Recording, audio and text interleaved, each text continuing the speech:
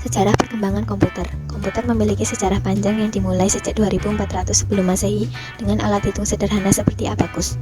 Kemudian pada abad ke-19, Charles Babbage merancang komputer yang dapat diprogram dan Ada Lovelace menjadi pemrogram pertamanya.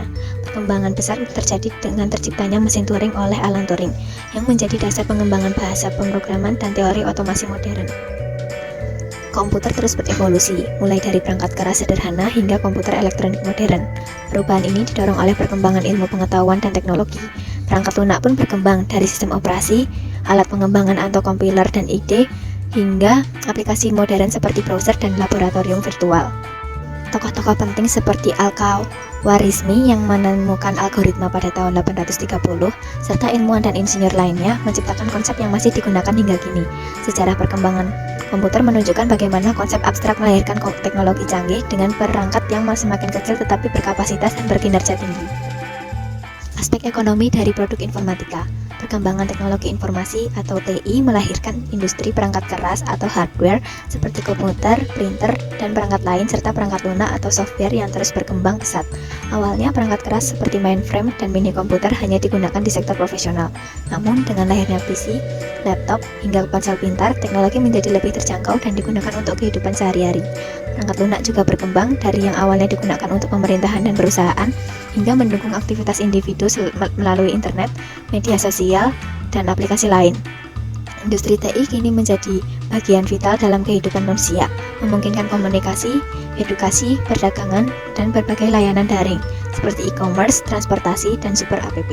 Perusahaan-perusahaan raksasa TI seperti Apple, Microsoft, dan Google mendominasi ekonomi global. Sementara di Indonesia, startup seperti Gojek, Tokopedia, dan Traveloka menjadi unicorn. Pemerintah terus mendorong pengembangan perusahaan rintisan melalui program digitalisasi dan peningkatan talenta digital. Nilai valuasi perusahaan rintisan didasar pada manfaat value yang mereka berikan, seperti kemudahan dan kenyamanan yang dirasakan konsumen. Hak kekayaan intelektual menjadi penting untuk melindungi inovasi. Industri TI berkontribusi besar pada pertumbuhan ekonomi, mendorong inovasi, dan meningkatkan daya saing bangsa di era digital. Aspek hukum dari produk informatika. Perangkat lunak adalah hasil karya intelektual yang dilindungi sebagai hak kekayaan intelektual. Namun karena bentuknya digital, perangkat lunak sering menjadi korban pembajakan yang merupakan pelanggaran hukum. Lisensi perangkat lunak mengatur izin, hak, dan pembatasan penggunaannya. Menggunakan perangkat lunak tanpa lisensi melanggar hak cipta atau paten pemiliknya dan dapat berujung pada tuntutan hukum. Lisensi adalah perjanjian resmi antara pembuat perangkat lunak atau licensor dan pengguna atau lisensi yang harus dipatuhi oleh pengguna sesuai persyaratan.